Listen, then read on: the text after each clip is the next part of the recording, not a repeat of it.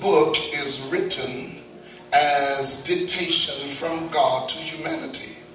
It is dictation about the uncovering or the unveiling of future events. We have been very intimidated by the book of Revelation, and we've been intimidated because we have not yet become comfortable with God saying, I can reveal what I want to reveal, how I want to reveal it, and when I want to reveal it. God takes his time in unveiling some truths to us because, for the most part, we need to have a truth explained and disseminated to us that is stage appropriate.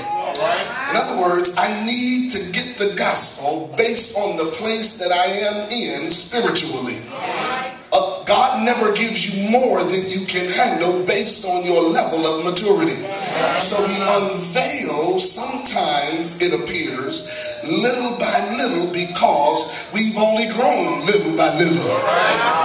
The more you grow, the more God can entrust into your care, which is how some people can have a conversation with what God has unveiled or revealed to them, and that conversation leaves the other person in that conversation completely bewildered because they have not had the experiences with God. They have not developed and grown spiritually. They've not read their Bibles. They have not practiced the spiritual disciplines, and as a result, when you hear God speaking to somebody else in terms that God has not spoken to you, then you begin to think that God doesn't speak that way. Let me suggest to you that just because you didn't hear it don't mean God didn't say it. And even if you don't believe what God is saying to me, what I need to understand is that some things I just have to learn how to keep to myself. Well, it's a good song, but sometimes it's not appropriate, Elder Nunnery, and that is, I just said I wasn't going to tell nobody, but I couldn't keep it to myself. Sometimes, if you want to avoid stares and dumb looks, you might want to keep your mouth shut. John says that it is this unveiling, it is God unveiling God's self, God unveiling God's plans, God unveiling God's future to his people. Now think with me for a moment. You grew up in a home like I did, and there were some axioms and some truths that our parents tried to teach us that we were just not ready for. We could not understand why. What appeared to be harmless received a no from our parents on a frequent basis.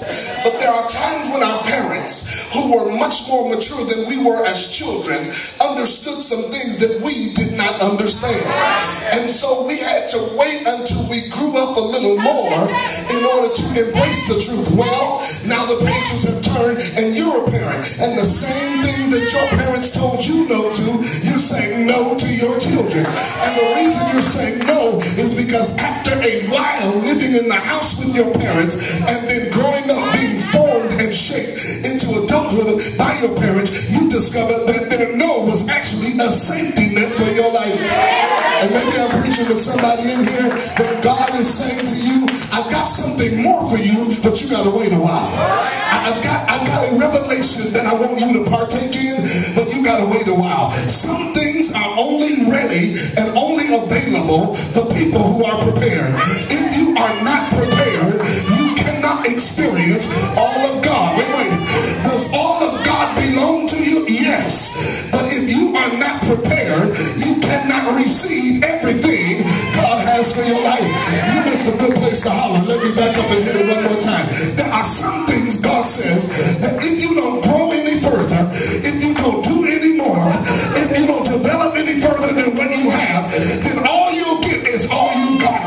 But on the other side of that coin, wish I could catch a witness here, if you have given God your best, God in turn will give you his best, provided for you, and allow you to rise up and be the person he has called you to be, and see inside the glory the ecstasy that is to be revealed.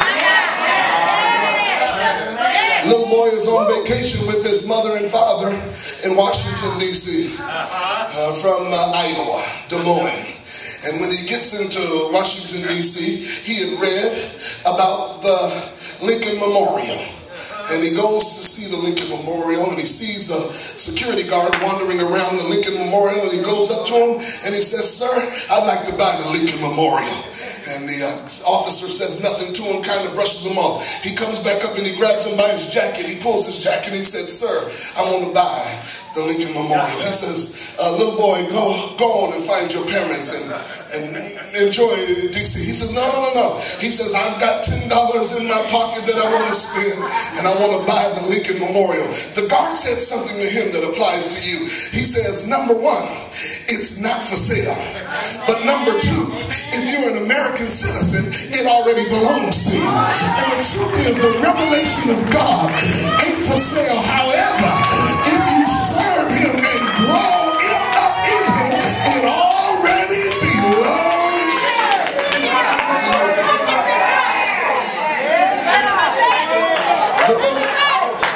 The book is about three things. Let me get you to take a note. If you still have your Bible open, the book of Revelation is about three things. First of all, the book of Revelation is about who it reveals. Who it reveals. Revelation chapter 1, it reveals Christ. Revelation chapter 1, verse 1. The revelation of Jesus Christ, which God gave him to show to his servants the things that must soon take place. He made it known by sending his angel to his servant John. Who it reveals? Christ. It is the unveiling of Christ. And not only do I want to suggest who it reveals, I want to suggest what it reveals.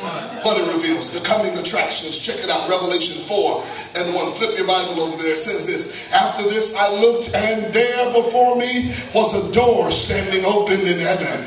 And the voice I had first heard speaking to me like a trumpet said, 'Come up here, and I will show you what must take place after this.'"